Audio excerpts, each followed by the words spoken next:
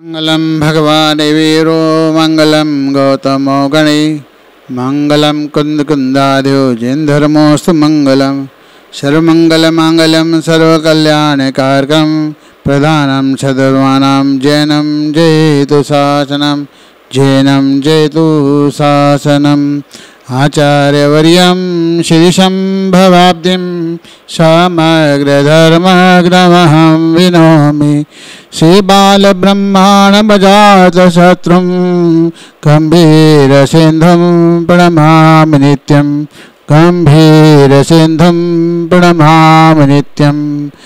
बड़े देवालय आदिनाथ भगवान की जय, पार्श्वनाथ भगवान की जय, अंतिम शासन करता भगवान महावीर स्वामी की जय, चौश तीर्थंकर भगवान की जय, अनंतानंद परमेश्वर भगवान की जय, परम पूज्याचार्य आचार्य महावीर जी आचार्य विमर्शाचार्य सर्वमत गुरुदेव की जय, परम पूज्य प्रातस्मरणीय बाल ब्रह्मचारी आजीवन एवं छत्रस्तागी मम गुराचार्य स्थवराज संभव साई गुरुदेव की जय, तीन गुरुमहामुनि महाराज की जय, सम्मेशक क्षेत्र की जय।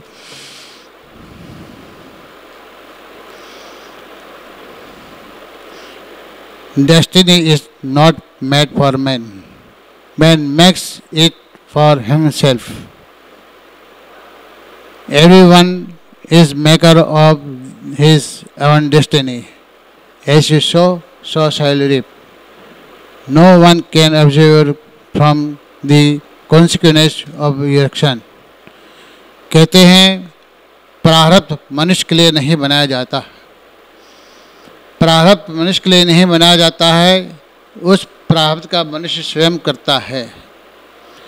प्रत्येक व्यक्ति अपने भाग्य का स्वयं विधाता होता है, करता होता है। जैसा बीज बोगे वैसे ही फसल काटोगे। कोई भी आपको आपके कर्म से मुक्त नहीं कर सकता है, मुक्ति नहीं दिला सकता है। कहते हैं कि कर्म प्रधान विश्व करे राखा, जो जस कर्म तसे फल चाखा। विश्व में कर्म प्रधान है, वह प्राणी जैसा जैसा भाव करता है वैसे के अनुसार ही उसके शुभ अशुभ रूप परिणाम बंद करते हैं। कर्म के उद्देश्य में जीव सुख दुख का फल भोगता है। प्रत्येक प्राणी को कर्म करते समय सावधान रहना चाहिए। कहते हैं कि जे त्रिभुवन में जीव अनंत, सुख चाहे दुख ते भयवंत।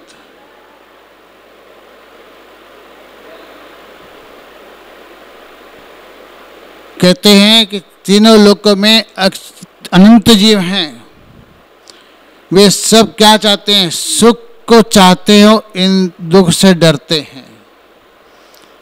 इसलिए करुणा निधान गुरुवर कहते हैं, अपनी सीख कहते हैं कि तो अनादि काल से अनंत काल तक निगोद में पड़ा था। उस निगोद पर्याय में तो अनंत काल तक अनंत दुख भोगा। उस दुख भोगते हुए ऐसे निगोद में दो नित्य निगोदी जीव हैं, वहाँ से निकल कर इतर निगोदी चार उगती में भ्रमण करके फिर निगोद में जाता है। और एक निगोदी जीव होते हैं, अनादि अनंत निगोदी जीव होते हैं, वो वहाँ से कभी निकलेंगे नहीं, न उनको निकले का मौका भी मिलेगा नहीं। ऐसे अनंत जीव निगोद पर्याय में पड़े हुए हैं, समझे।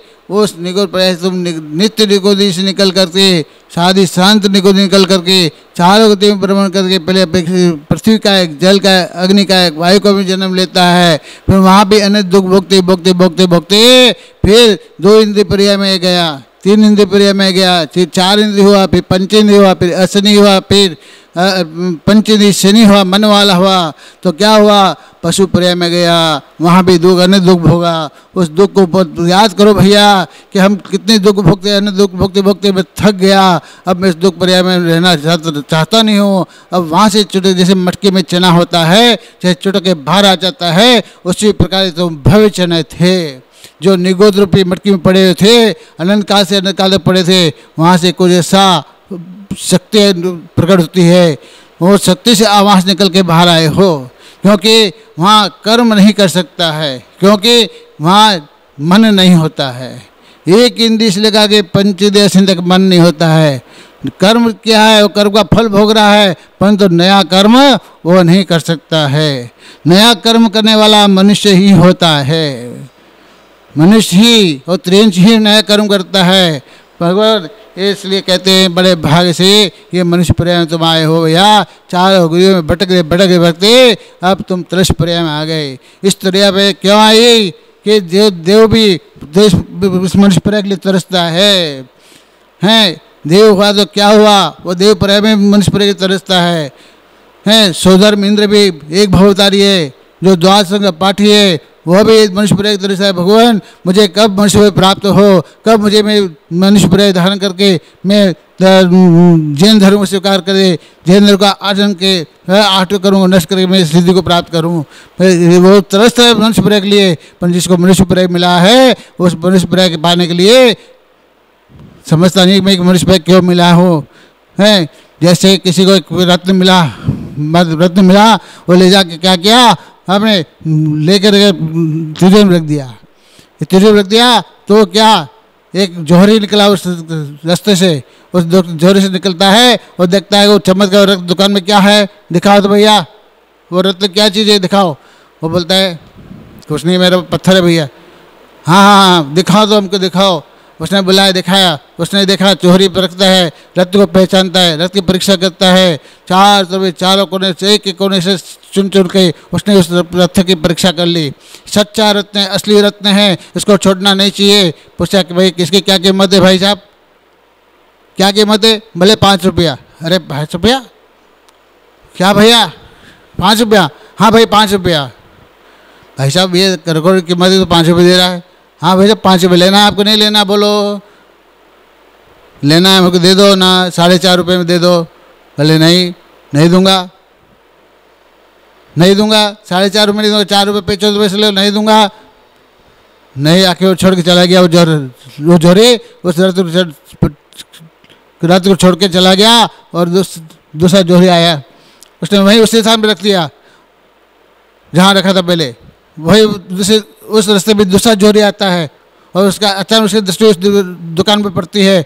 वो गया दुकानदार के पास गया, बताओ पत्थर क्या चमकने दिखाओ। उसने परख कर लिया, पहचान लिया, सही असली रत्न है, नकली असली रत्न है, करोड़ की कीमत है, अरबों की खरबों की कीमत है, इसको छोड़ना नहीं चाहिए। बोलो भैया क्या कीमत है इसकी? बोले 5 रुपया। अरे 5 रुपया भाई साहब, ये करोड़ की कीमत है, 5 रुपये क्या? बोले यार हाँ भाई साहब 5 रुपये लेना है ना? हाँ भाई साहब। बोलो सोचो अभी की? बोले हाँ 5 रुपया।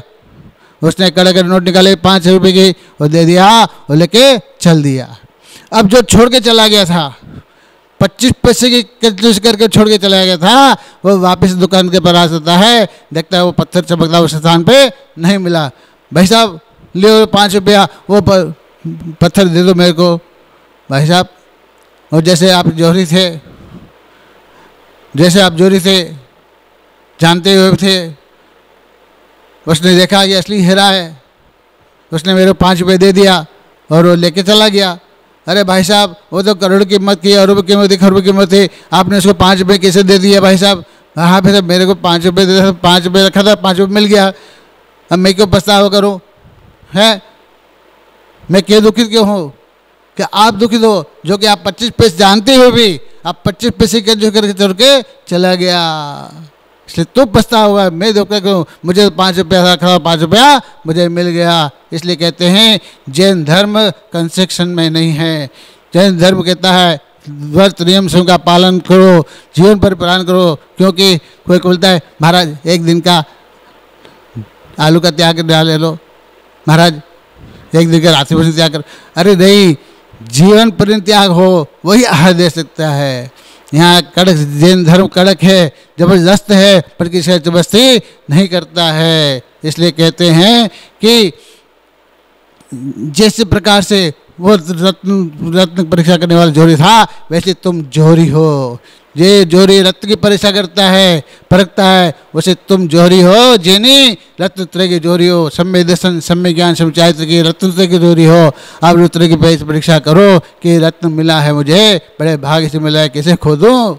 भैया दुर्लभ ही जो चिंता हमें तो प्रहलेश्वर नहीं, जिसको दुर्लभ से रत्न मिल गया, बड़ी दुर्लभ से मिल गया रत्न हैं और पुण्य से मिल गया और समुद्र पार करता है और अचानक से हाथ से और रत्न छूट जाता है बीच समुद्र के बीच में जाते ही और पाप कर दिया और रत्न गिर जाता है, फिर सारा समुद्र ढूंढ निकालता है, फिर उसको रत्न नहीं मिलता है। सारा समुद्र ढूंढ निकाला फिर भी रत्न नहीं मिला। उसी प्रकार ये मनुष्य पर्याय दुर्लभ है। इस मनुष्य पर्याय में आकर के व्रत नियम संयम का पालन करो, क्योंकि मनुष्य पर्याय ही एक पर्याय है जो यहाँ व्रत नियम संयम का पालन करके स्वर्ग मोक्ष जा सकता है। आज पंचम काल में यदि व्रत संयम पालन करोगे तो स्वर्ग में जाओगे और दान करोगे, आहार दान, अभयदान, औषध दान करने वाला भोग में जाता है, उत्तम भोगी, मध्यम भोगी, जघन भोगी, वहाँ भोग में जाता है और वहाँ पे 10 प्रकार कल्पवृक्ष है, वहाँ आने से भोग का भोगता है। और कुछ मंद परिणामी, भद्र परिणामी, मिथ्या दृष्टि है, भद्र परिणामी है, एक बार भोजन करने वाला है और वो जीव यहाँ से निकल के मर करके विदेश क्षेत्र में जन्म लेगा, वहाँ पे साक्षात भगवान का समर्षण साक्षात मिलेगा। 20 तीर्थंकर का समर्षण साक्षात विराजमान है, केवल स्तुति का पात्र साक्षात मिलेगा, परंतु यहाँ तो हमारा पाप अनुदय है जो हमको एक भी तीर्थंकर का समर्षण नहीं मिलता है। इसलिए कहते हैं कि अपने भगवान का समर्षण करना हो तो व्रत नियम का पालन करो, संयम का पालन करो और यहाँ से निकल करके स्वर्ग देव बन सकते हो। और यहाँ से निकल करके विदेश में जन्म लेकर मिथ्या दृष्टि पर मिथ्या दृष्टि जाके और वहाँ से दान करने वाला भोग में जाता है। इसलिए आज पंचम काल में यदि विशेष ज़्यादा से आपको 3 मार्ग मिला हुआ है, स्वर्ग, भोगभूमि और विदेश क्षेत्र।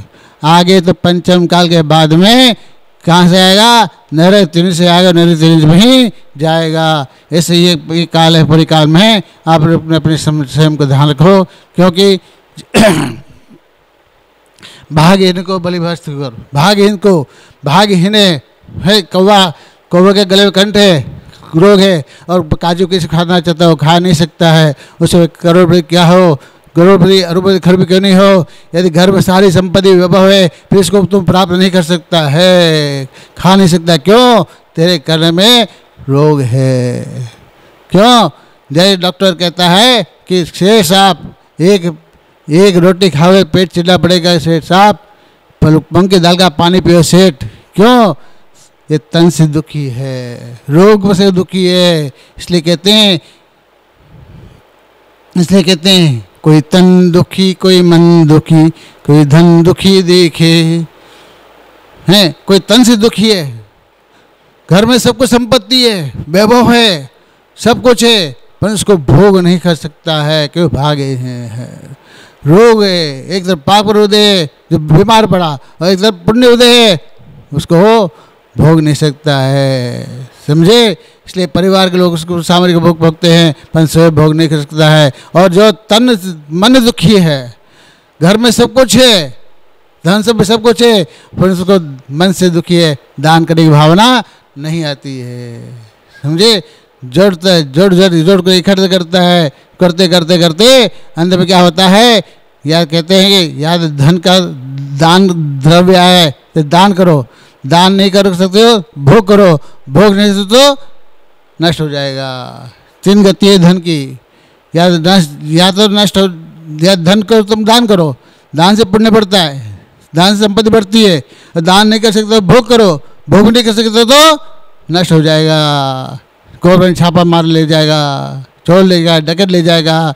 इसलिए अपने धन संपत्ति के वैभव को सदुपयोग करोगे तो इतना बल का विसर्जन करेंगे। बोला हिंसा परमो धर्म की जय।